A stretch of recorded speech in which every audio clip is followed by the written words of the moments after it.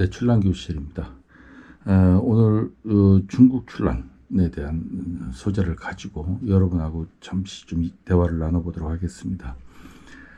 제가 이전에 올린 동영상 중에서 이제 중국의 난 상인이 이제 들어가기 시작했다.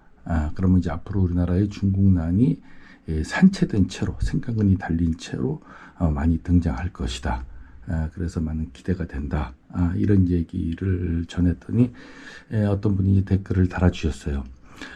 어째서 중국난이 들어와야 난개가 활성화됩니까? 그들의 장난을 모르시는지, 얼마나 많은 소장가가 속아야 되는지요. 이렇게 이제 의문을 제기해 주셨어요. 좀 더 자세한 얘기를 이제 알고 싶으신 분들은 이 출란교실 처음에 올렸던 동영상으로 좀 되돌아가서 한번 좀 보시면은 좀 더 자세하게 알 수 있는데, 못 보신 분들을 위해서 오늘 그 문제를 잠시 좀 짚고 넘어가도록 하겠습니다.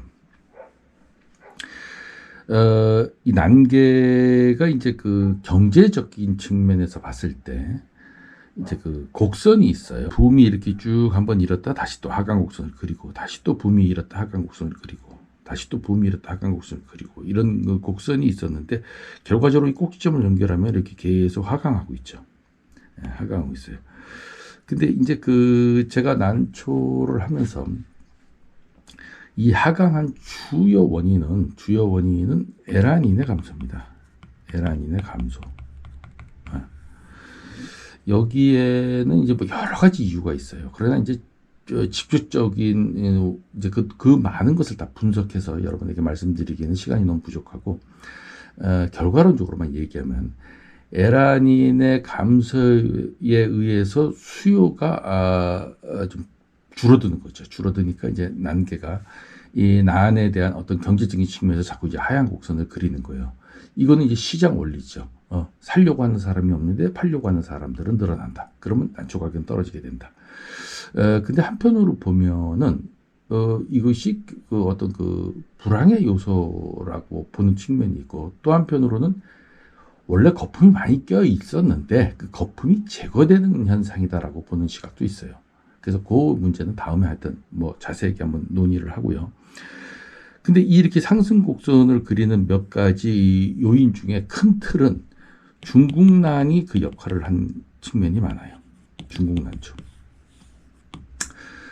지금으로부터 한 20여 년 전부터 이제 중국난이 본격적으로 우리나라에 들어오기 시작했는데, 그때가 이제 우리나라에서 난 붐이 절정을 이룰 때하고 시기적으로 일맥상통합니다. 그 이유는 이 출란의 어떤 취미생활이라는 것이 여러 가지 원인을 다 제쳐두고요. 한 가지만 가지고는 분석할 수는 없습니다만, 오늘은 한 가지만 갖고 얘기하는 겁니다. 우리나라 산에서 이제 모든 출란들이 나올 만큼 다 나왔고, 일본에서도 이미 개발된 출란들이 개발될 만큼 다 개발이 됐었어요. 그러니까 더 이상 이제 나올 게 없었어요. 사실은 나올 게 없었고, 그러는 측면에서 중국난이 우리나라에 들어오기 시작했는데, 중국난 이것이 물량적인 측면이 있어서 홍화나 어떻게 우리가 구매해서 키우려 그러면은 진짜 뭐 억대를 줘야 될 만큼 비쌌던 시절이었는데, 홍화가 손쉽게 구입될 수 있는 그런 어떤 그 기회를 중국난이 만들어 줬죠. 두 번째는 이제 희소가치성에서 보면요, 한국, 일본에서 나오지 않았던 다양한 개체의 다양한 품종들이 쏟아져 들어오기 시작했어요.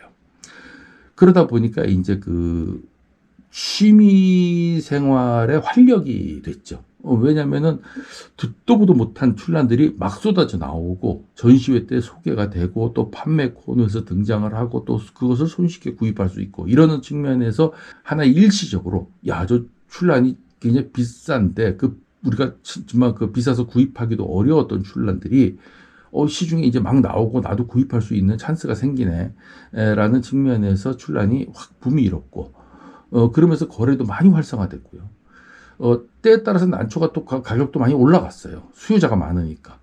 그래서 난계로 뛰어드는 어떤 그 신규 에란인들이 많이 폭발적으로 증가를 했고, 자, 이러면서 하나의 그 붐이 일었었죠. 그 이후에 뭐 경제적인 요인으로 인해서 난계가 좀 추락을 해왔지만, 일단 붐을 잃었던 그 시기만을 놓고 보자면은 중국 출란이 결정적인 역할을 작용한 것만은 분명해요. 그러면은 우리가 여기서 아까 그 댓글에 다신 분처럼 얼마나 많은 에란인들이 당하고 속아야 됩니까? 라는 측면은 이 중국난을 한국난으로 속여 팔아서 그것을 구입하고 보니까 이게 한국난이 아니고 중국난이더라 라는 것으로 속았다는 거 아니겠습니까? 네. 그 외에는 없죠. 그러나 생강근이 달린 산채의 어떤 그 중국난은 한국난하고 똑같은 겁니다. 예.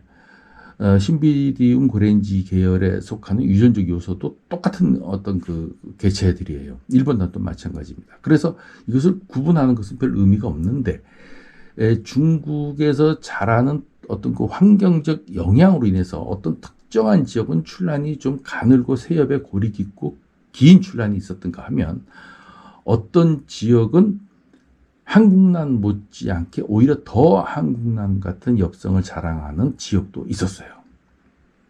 그래서 나중에는 이제 그런 난만 주로 가지고 오게 됐죠.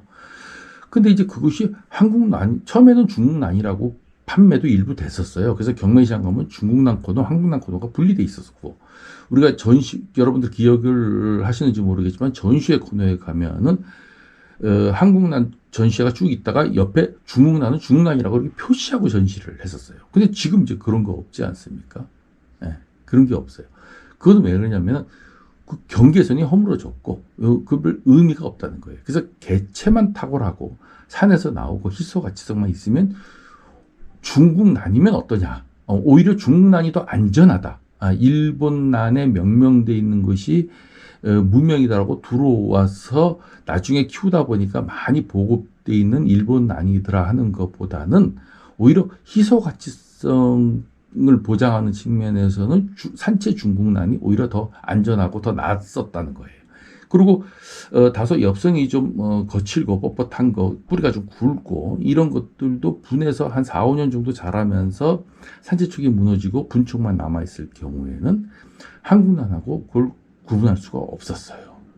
네, 구분할 수가 없었어요. 그래서 처음에는 그것이 막 섞여서 들어오면서 중국난 구별법 이래가지고 중국난을 굳이 구별하려고 들고 이렇게 생긴 건 중국난입니다. 뭐 이렇게 하고 그랬는데 나중에는 한국난보다 더 한국난 같은 것이 우리나라에 들어오면서 그런 구별법 자체가 무색해졌고 또 그런 식으로 양적이나 가격면이나 또는 희소가치성 면에서 풍부한 공급을 제공해 주다 보니까 어떤 그 취미생활에 어떤 그 활력이 불어졌고 또 전시회 나가서 또 새로운 품종이 뭐가 나왔나 이렇게 보는 것도 하나의 재미였었어요.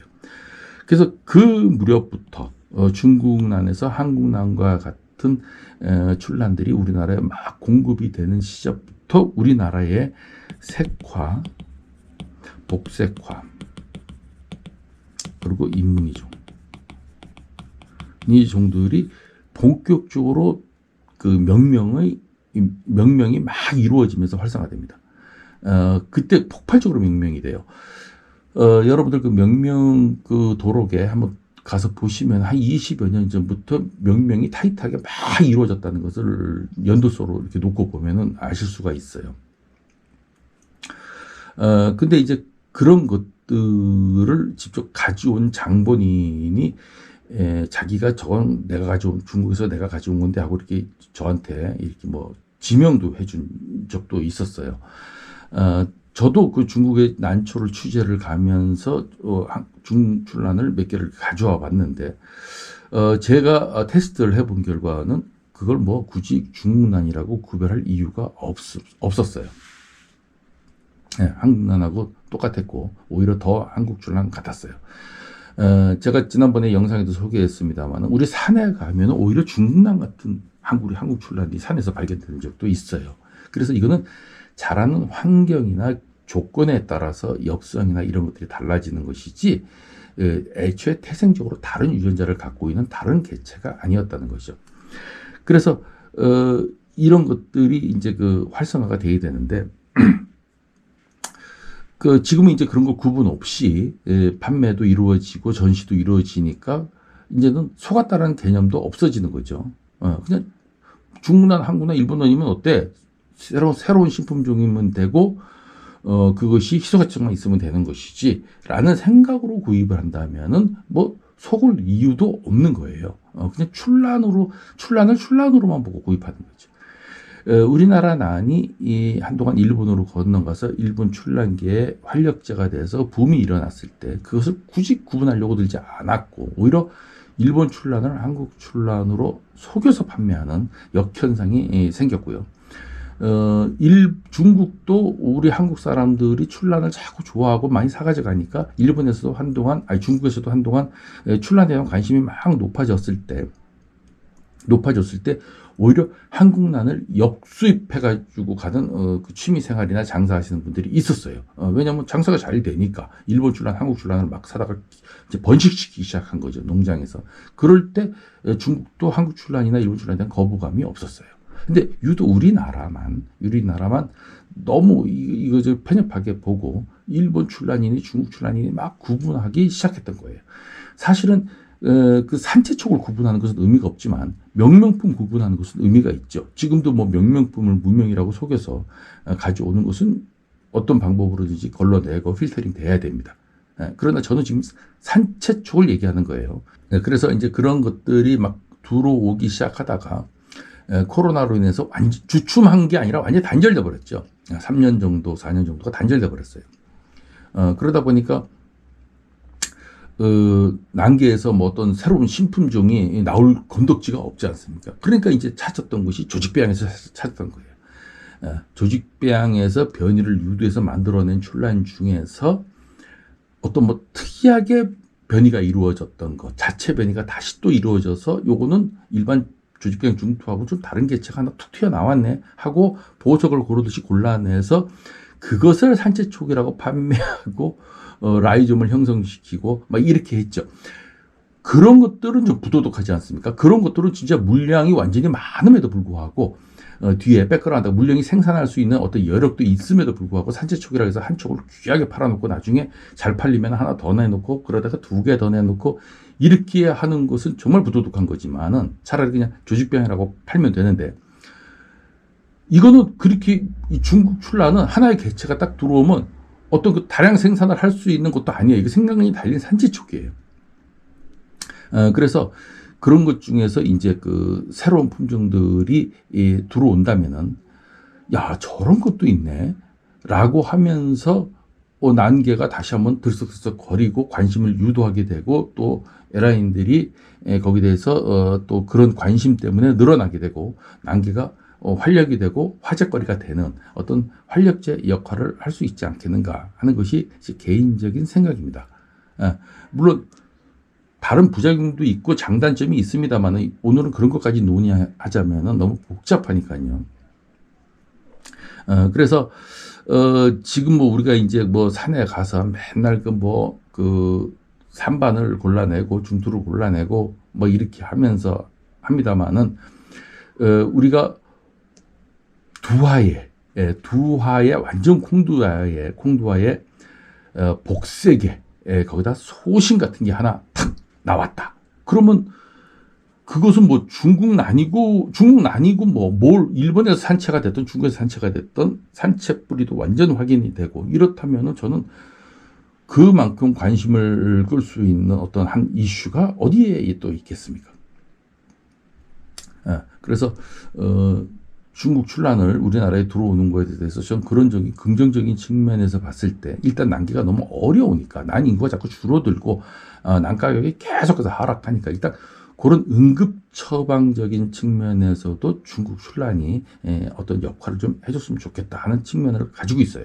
왜냐하면 중국은 우리나라의 몇백 배가 되는 어떤 넓은 그 자생지에서 아직도 우리가 상상하지 못하는 다양한 출란들이 있을 거거든요. 그래서 어떤 개체가 발견될지 감히 상상할 수가 없어요. 또 그런 출란들이 만약 우리나라에서 발견됐다 그러면 뭐 10억을 주니 20억을 주니 그럴 텐데 중국은 그 정도까지는 아니거든요. 그래서 그런 출란들이 우리나라에 들어오면 좋겠다. 단지 이렇게 좀 숨통은 좀 트이겠다 하는 측면에서 저는 그 중국 출란을 가져오시는 분들이 좀 많이 좀 가지고 들어와서 좀 뭐 보급이 좀 됐으면 좋겠다 하는 생각을 좀 가지고 있습니다.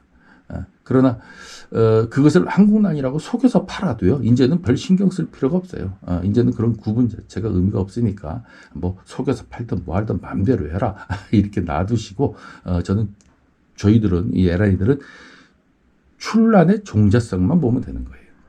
근데 이제 거기 한 단계 더 나가면은 조직배양도 종자성만 보면은 조직배양이 됐든 어떻게 됐든 우수한 품종은 상관이 없는데, 중요한 것은 조직배양은 뒤에 물량을 쟁겨놓고 있다니까요. 그게 문제가 되는 것이지, 조직배양 자체의 어떤 희귀성을 보장하는 어떤 종자가 탁 나왔을 때는 그것은 우리가 그 우수성을 인정해 줘야 된다. 이 출란 교실에 아주 그 계속 우리가 유지해 왔던 기조입니다, 이것이. 그러나 뒤에서 돈벌이 수단으로 장난질 치는 것은 안 된다. 속여가지고 라이좀을 왕창 갖고 있으면서 하나하나씩 생산해내는 이런 패턴을 에란이들이 속으면 안 된다라는 측면에서 말씀드리는 거예요. 그러니까는 이것을 명확하게 우리가 이제는 우리 에란이들이 좀 현명해 주셔서 이걸 구분을 정확하게 해야 돼요. 어떤 그 수급 차원에서 장난질 치는 것인지 아니면 희소성 가치면에서 장난치는 것인지 이런 것들을 좀 구분해 내야 되는 것이지, 뭐 그 라이좀을 갖고 있다 그래서 조직배양 자체가 모든 것이 깡그리 무시되고 육종 자체의 어떤 노력을 전부 다 인정하지 않는 그런 곳으로 가서는 곤란하다 하는 것이 제 생각이고, 그런 측면에서 중국난은 조직배양적인 어떤 그런 난이 오고 라이좀이 형성되고 이렇게 인종으로 만들어내고 이렇게 해서 공급이 많이 되는 이런 출란들이 아니고, 산에서 거기도 우수한 종자입니다. 그것도 유전적 자원이에요. 우리나라는 신라 같은 경우 뭐 팔면은 일본으로 통째로 산채 촉을 그냥 통째로 넘겼더니 자원을 유출해가지고 뭐 그 대가를 치러야 되니 이렇게 얘기하잖아요. 중국은 그렇게 보면 중국에서 우리가 유전적 자원을 가져오는 것은 중국이 대가를 치를 거니까 우린 좋네 이렇게 해야 되는 것이지, 그걸 왜 부정적으로 본단 말입니까? 우리나라 종자가 일본으로 건너가면 그건 가슴 아픈 것이고, 중국냉이 우리나라로 가져오면은 그것 또한 가슴 아픈 것이고, 그러면 우리는 완전히 그 일본하고 중국하고 그냥 딱 단절하고 조직배양도 육종하지 마 이렇게 해서 폐쇄적으로 운영해가지고 어떤 그 수급적인 측면만 관리해가지고 가격을 유지하거나 또는 올리는 것이 난계에 도움이 될 것인가? 그렇진 않다는 거죠. 왜냐하면은 철저하게 차단이라도 된다면 괜찮은데 차단도 되지도 않아요. 불가능합니다. 이거는. 그럴 때는 빨리 분호를 개방해서 약간의 그 물량이 좀 많으니까 전체적인 가격이 좀 다운사이징 된다 하더라도 우리 취미계의 새로운 어떤 그 종자를 보급함으로 해서 어떤 관심을 유도하는 이런 측면에서 중국난이 유효하다. 만약 우리나라에서도 좋은 종자가 많이 계속 나온다 그러면야 뭐 물론 우리나라 안에서만 이래도 충분히 할 수 있겠습니다만, 우리나라에서는 더 이상 이제 종자가 나오지 않고요. 맨날 그 산에서 뒤지가지고 그냥 일주일에 한 개, 두 개씩 막 산책 그 영상 올리시는 분 영상을 한번 쭉 보세요. 어떤 품종들이 나오는지. 그냥 산반 하나 아니면 민출란인데 좀 오갔으면 이거 도화성이다 뭐 이렇게 해서 그런 거에 그냥 연연하고 있는 정도 수준이지, 거기에 무슨 그 어떤 우리가 환상적인 꽃이 발견되며 환상적인 인문이가 발견된단 말입니까? 극강의 단엽의 압성에 나사지도 있는 그런 중투가 발견됩니까? 발견이 안 되잖아요. 그래서 그런 것들이 혹시 중국에 있으면은 좀 고가라도 난 상인들이 아마 사올 겁니다. 그래서 우리는 그 지금 이제 뭐 난상이니 속이니 안 속이니 이런적인 지엽적인 측면에서 머물 게 아니라 이제는 종자성만 보고 그 중국난이라 하더라도 내가 구매를 해서 키우면은 정말 좋은 유전적 자원을 키우는 것이다라는 어떤 생각을 가지고 이제 애란 생활을 해야 되지 않는가, 이런 측면에서 저는 중국난을 긍정적으로 본다라고 말씀을 드렸던 거예요. 댓글에 반대되는 댓글을 좀 올려주시면 거기에 대해서 제가 차후로 또 하나하나씩 디테일하게 말씀 좀 드릴 것이고, 저 출란교실에 저 뭐하는 소리야, 저거 말이 되는 소리야 라고 궁금해하시면 좀 앞으로 돌아가서 출란교실에서 올렸던 영상들을 좀 보면 그나마 지금 영상보다 더 디테일한 내용을 다루고 있기 때문에 좀 이해가 좀 빨리 오실 것이다 하는 말씀을 드리면서 오늘 출연교실 여기서 마치도록 하겠습니다.